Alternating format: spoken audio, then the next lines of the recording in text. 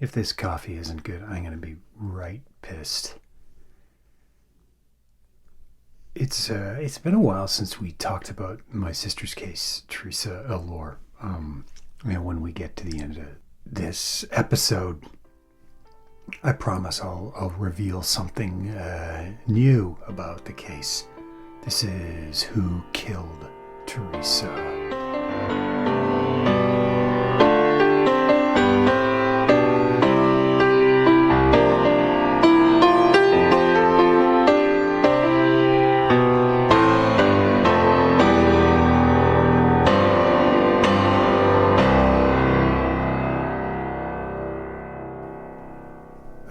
One of the fun things about doing this weekly is get the opportunity to provide, to hear feedback and then respond to the feedback while it's still fresh in your mind.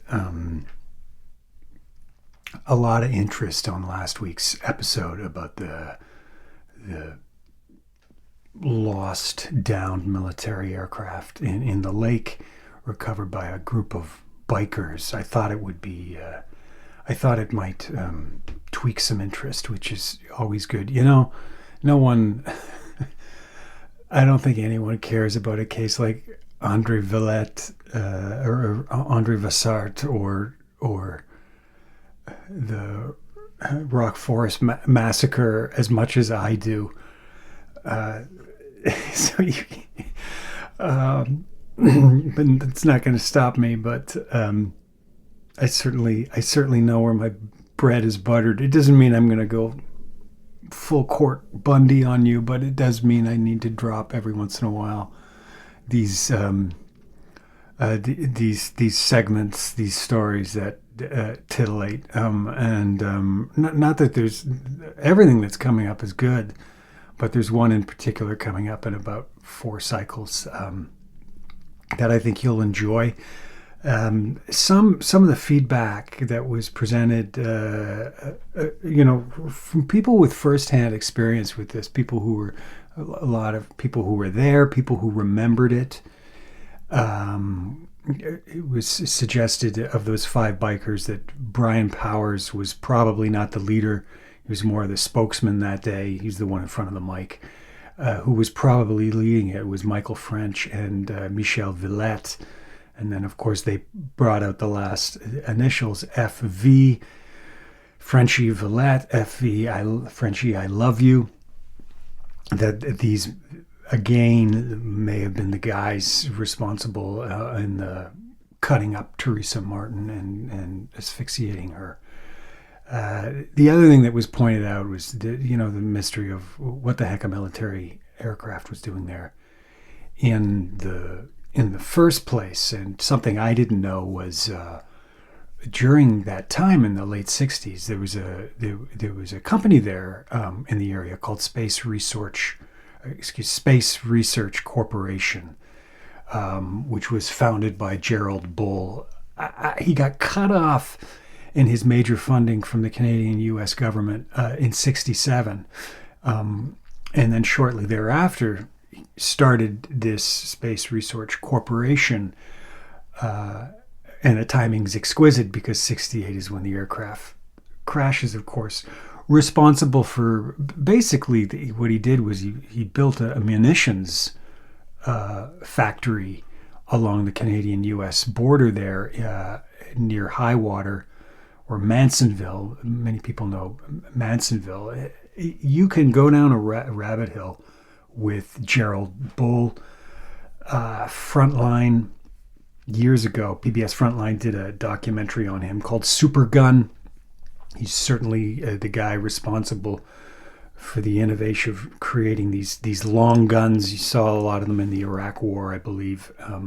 And Bull had kind of a shady history of, kind of doing the U.S.'s dirty work. He would sell munitions and arms and explosives to countries, South Africa in particular, where the U.S. really had no business doing business.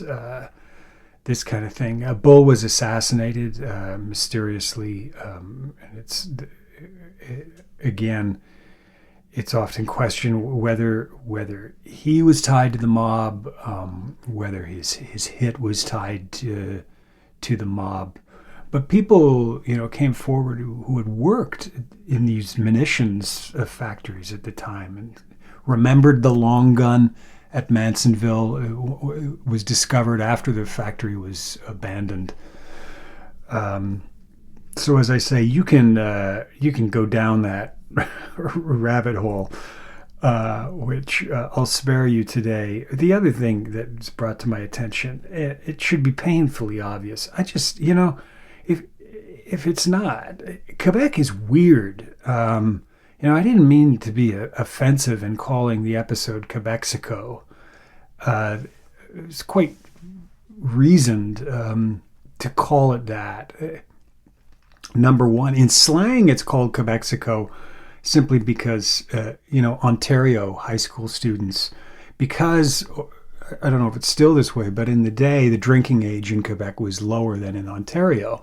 So much the way you'd go from LA to Tijuana, you would go from Toronto to Montreal in order to legally drink and have a good time. And the other thing is, is the area's well-earned reputation. Montreal is an open city.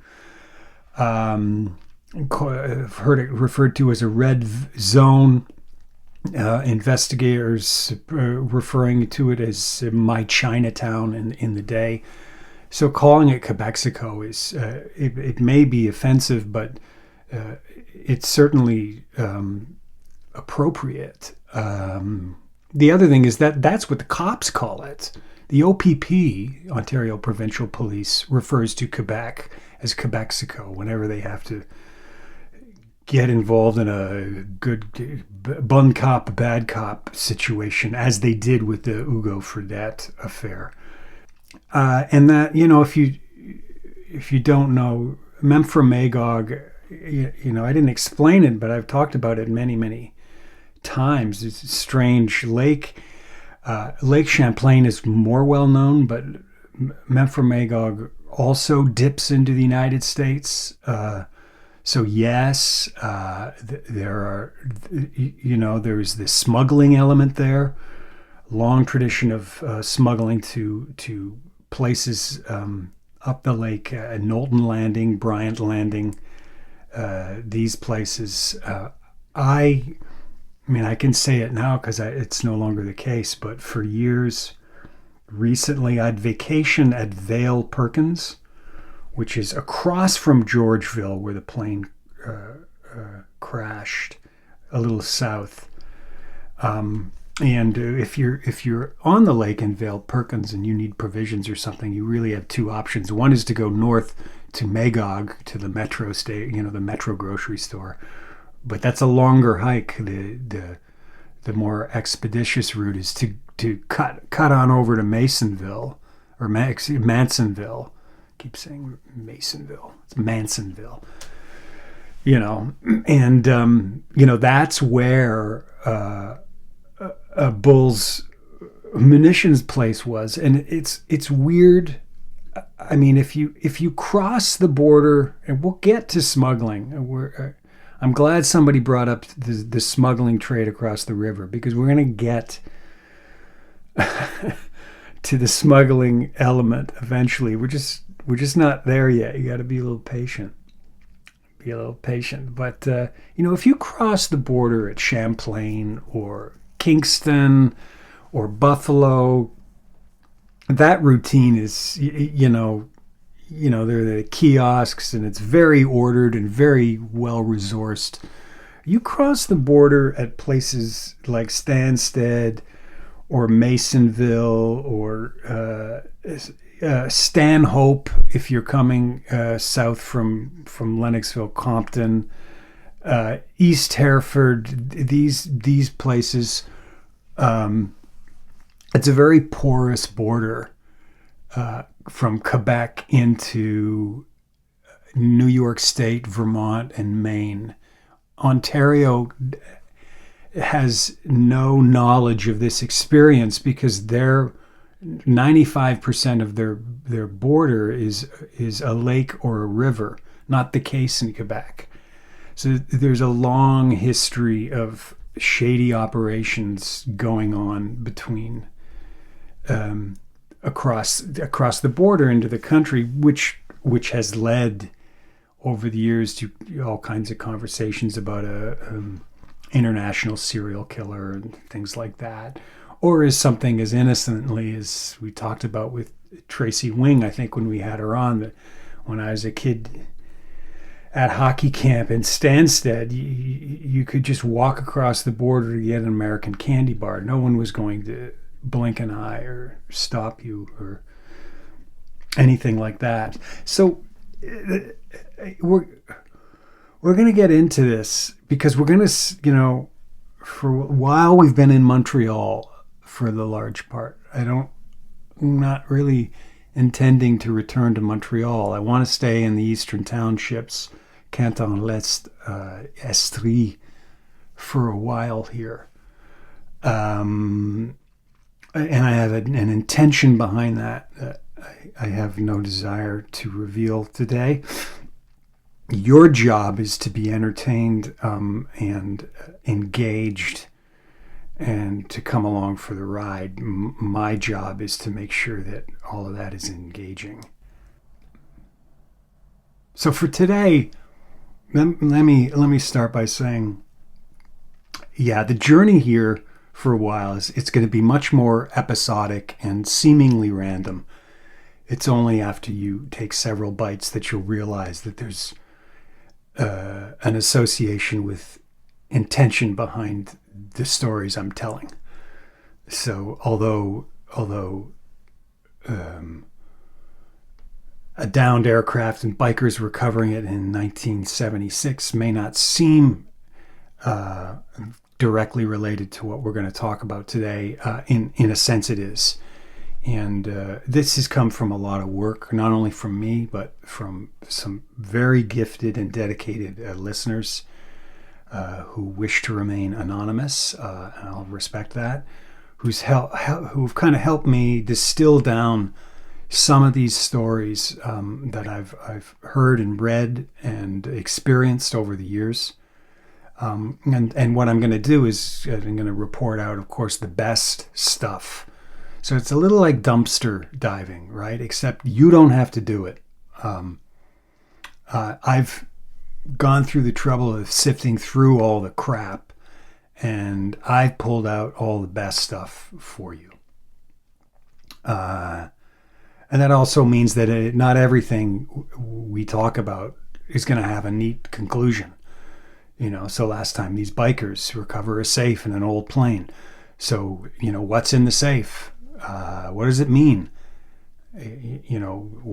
Somebody posted online, well, there must have been drugs in the safe or in the plane, and that's what they were after, because that was the game in the 60s and 70s. Why else would they be there? It wasn't prostitutes, right? So it must be drugs or counterfeit money.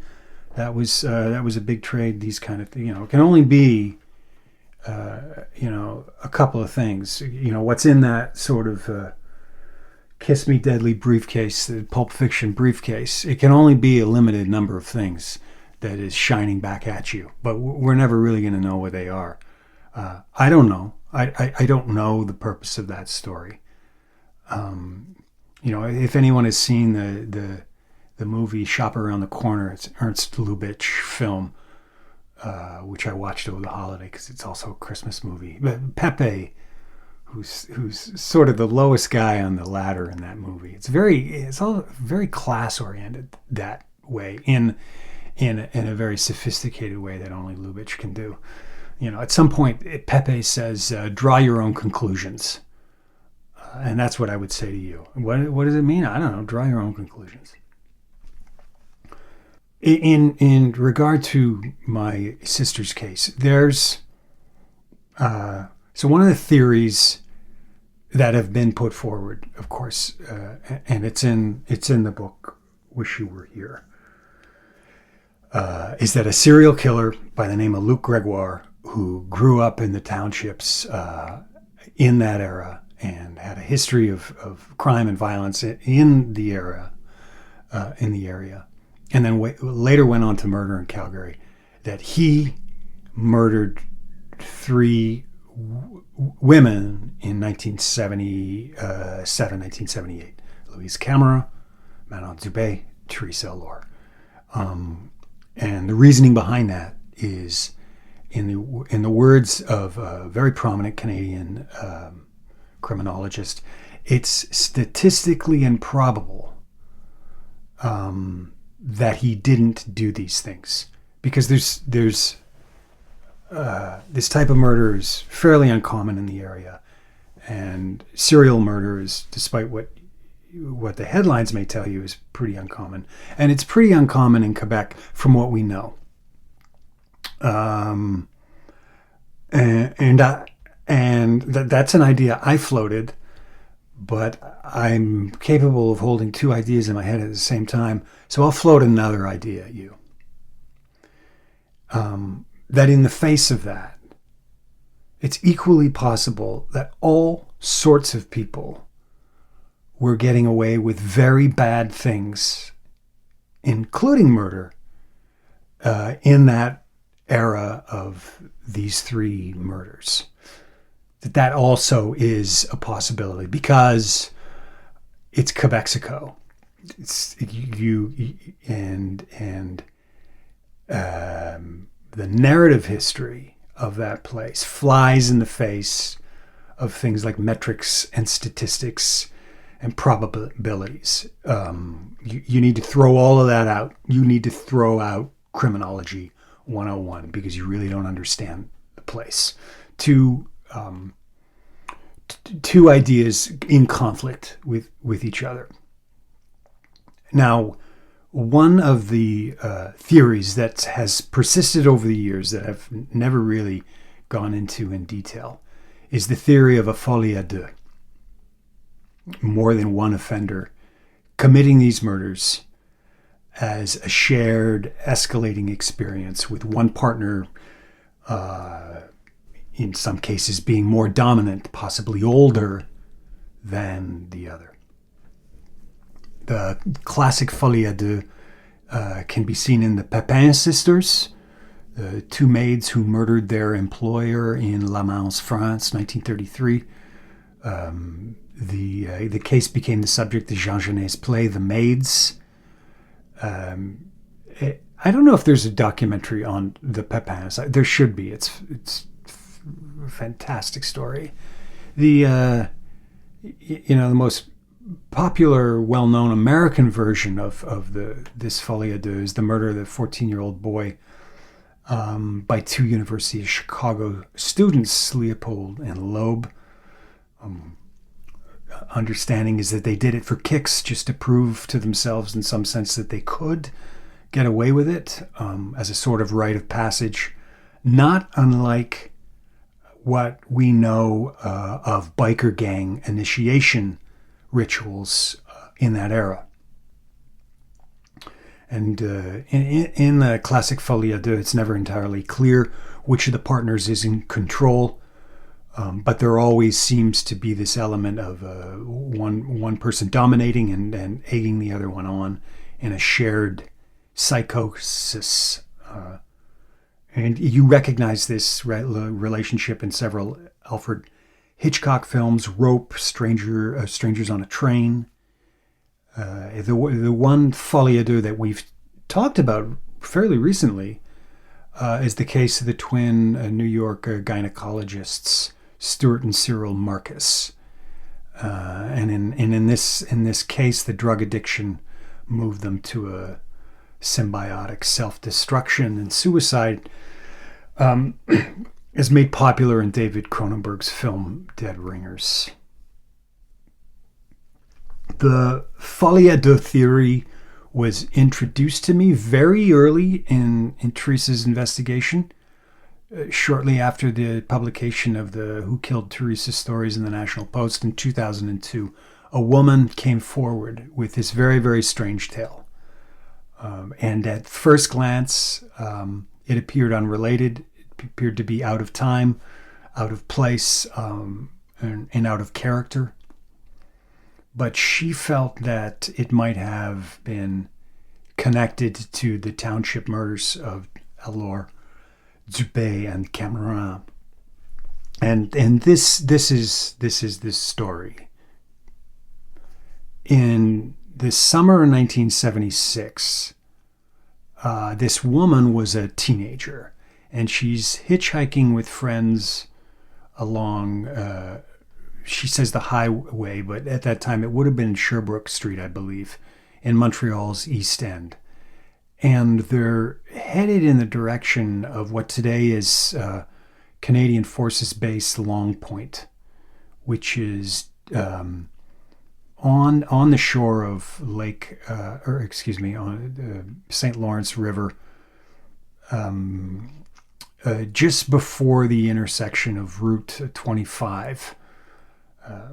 And they're picked up immediately by two men, a young man with a military haircut who was driving, and an older man riding in the passenger seat, dressed in a suit with greased back hair. These two girls, they climb in the back of this, what is described as a brown American car with construction rags hanging out of the trunk. Almost immediately, the older man reaches in the back of the car and he knocks the girls' heads together and he begins beating them. He tells them that they're going to die. And at this point, the girl who told me this story, she sticks her cigarette in the older man's cheek. The two girls jump from this moving vehicle. So shades of the Peggy Coleman case here, which this is 76. Coleman happened 70, 71. And they try to hide in a nearby field. And so the vehicle turns around and it makes several attempts to run them over before racing off into the night. A couple of things for just for placement and things like that. CFB Long Point, I believe, is where Dominion Park, the amusement park, was, at the turn of the century. Dominion Park is kind of forgotten.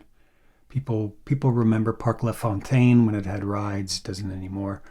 Belmont Park on the north side of the island, which was then eclipsed by La Ronde amusement park during Expo 67. But the original amusement park in Montreal was Dominion Park. It had a flume and exhibits and things like this. And that was at CFB Long Point.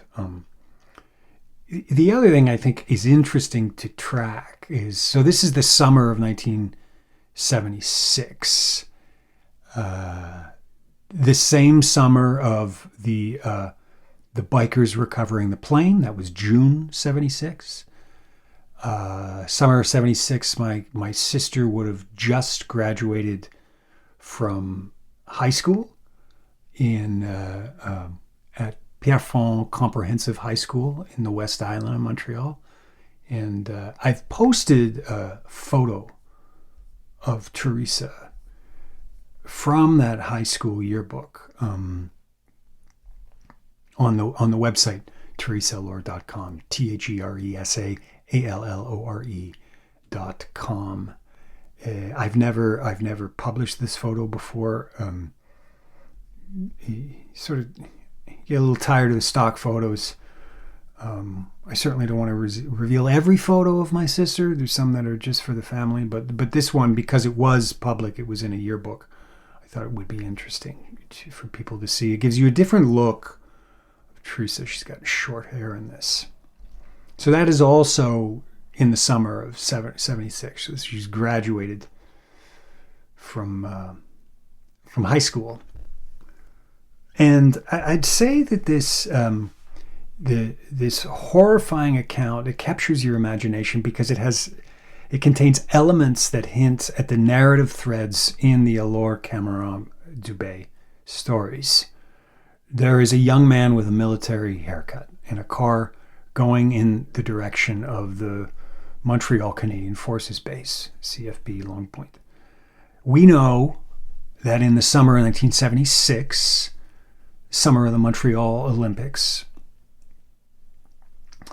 cadets from the Sherbrooke Hussars were sent to Montreal to work at the Long Point base, building like lockers and generally making themselves busy in preparation for the Olympic Games. And I posted a photo of that online of a couple of Sherbrooke Hussar cadets working the Olympic Games.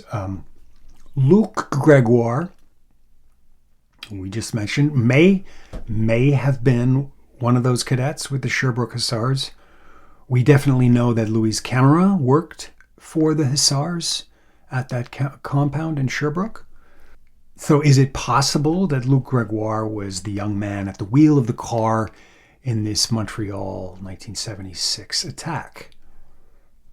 And one of the reasons the folie-a-deux is so compelling in the case of Luc Gregoire is it helps to justify one of the major obstacles in a theory of him being the murderer of Theresa Lormenon-Dubé, Louise Camera, his age.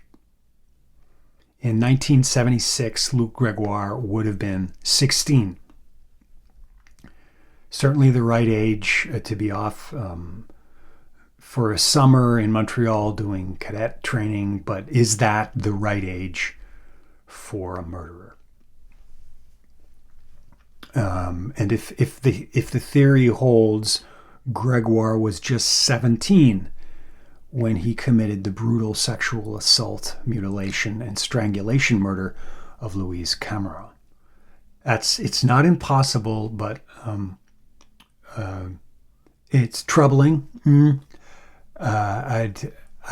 However, I'd remind you that Richard Bouillon, long suspected in the disappearance of Julie Sepranau, in his deathbed confession, he admitted to her murder. And Bouillon raped dozens and brutally attacked dozens of young girls before the age of 16. So not impossible. But the probability that it's Gregoire is elevated if we consider that Gregoire may have been groomed and tutored at the hands of an older, more experienced offender. So if this is Gregoire in Montreal in 1976 in this car abduction case, and I don't think it is. Let me be clear on that. We're just doing an exercise here. But if it is Gregoire, then who is the greasy older guy? Someone once suggested that it might have been Jean-Luc Pouliot, the patriarch of the Pouliot clan, thought to have orchestrated the shotgun murders committed in Compton in 1984. Recall that my sister was found in Compton. And it's an interesting idea. All kinds of curious associations. The Pouliots had a cottage on Lake Memphremagog near where the body of Louise Camera was found. Ultimately, I do think that this running with this theory is a case of cherry picking people to fit the information. We know Gregoire, we know Pouliot because I've discussed them at length. So now we put them together because they're offenders that we know. And in answer to that, what I would say is I can tell you of hundreds of older and younger guy offenders combinations in the Eastern Townships in that era who could equally qualify and be considered as possible suspects in a folie-a-deux.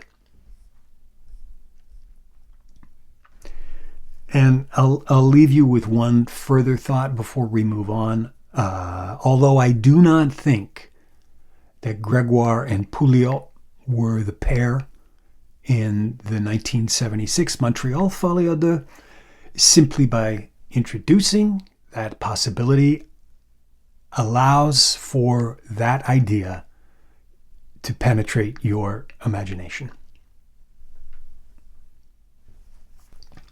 Perhaps a better approach, and this is an exercise I went through, was to look at some of the cases we've covered in the 70s and consider which of them may have been committed by more than one person.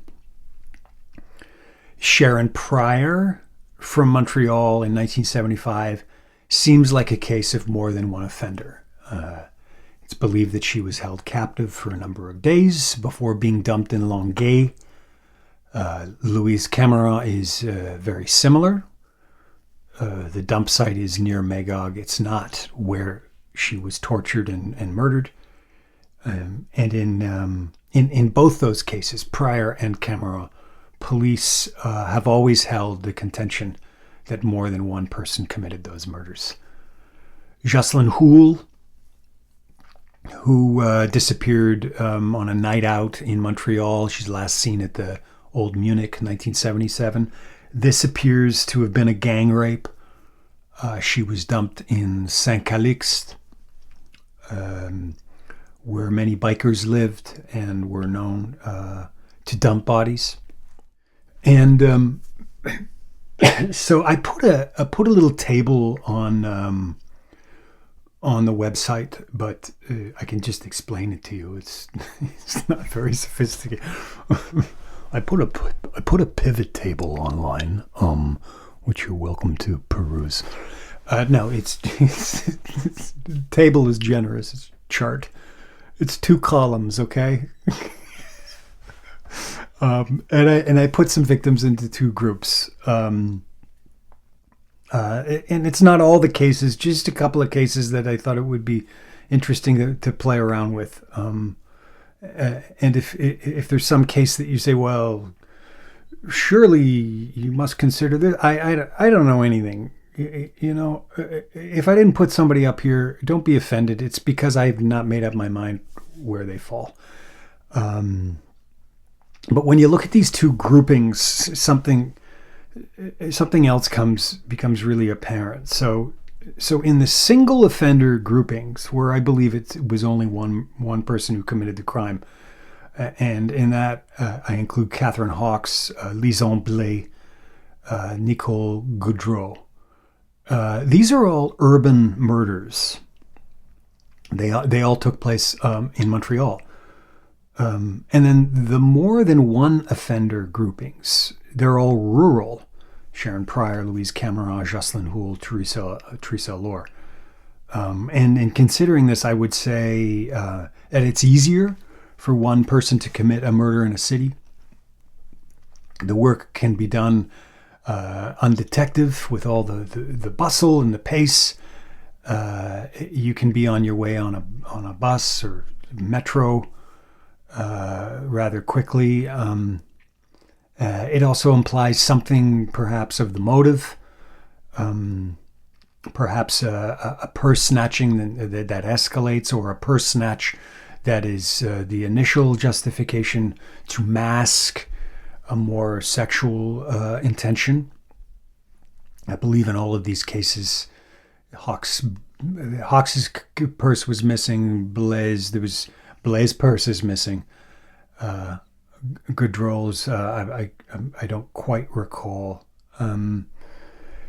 Anyway, don't pin that. Don't put a pin on that too closely, because what I'm going to say is going to fall out of line when we get to the next group. But the other group, you know, where I think it's a group murder that is rural, it suggests like the joyride, the gangbang, something that's done for kicks because these women were expendable. You know, as I say, I don't want to get too attached to these distinctions.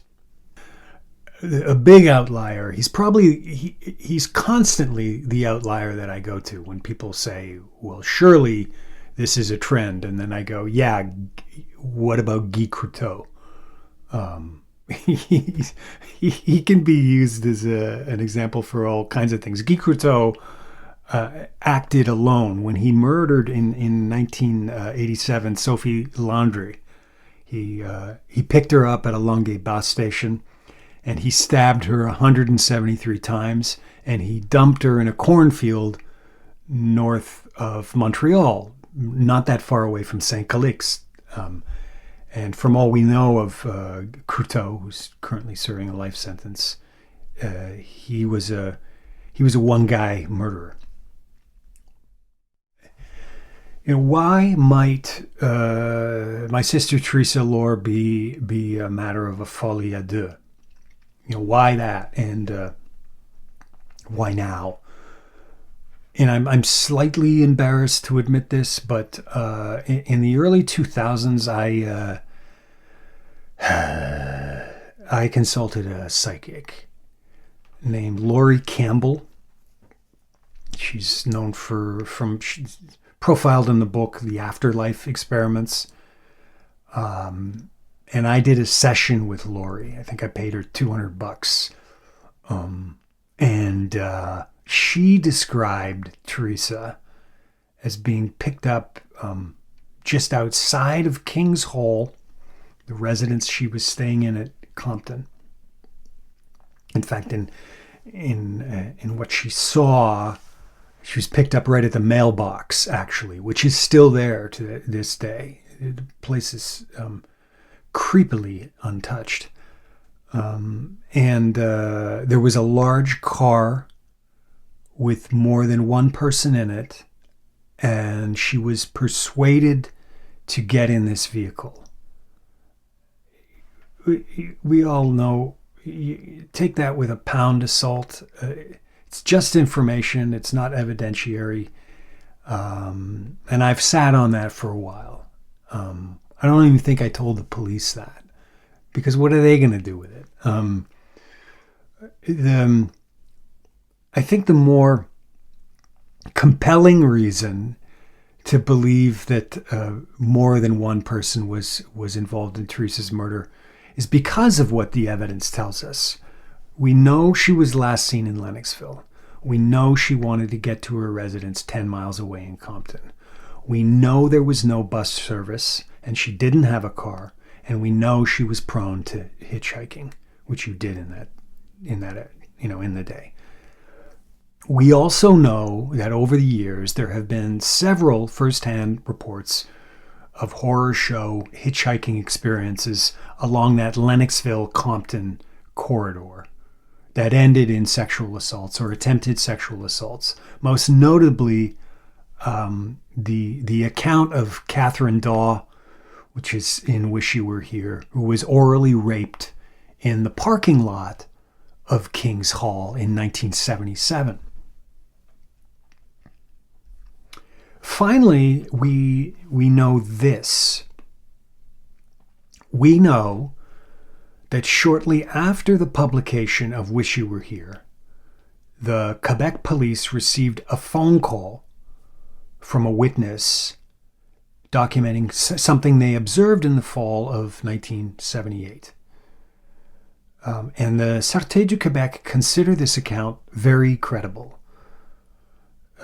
This person was driving in the area of Lennoxville-Compton, as I say, in the fall of 1978, and they observed a vehicle with 3 individuals inside chasing a young woman who was running down the road screaming.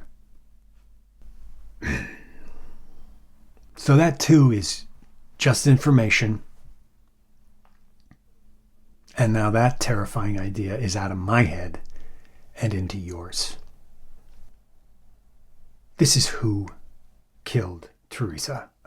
If you like the podcast, you can follow us on social media.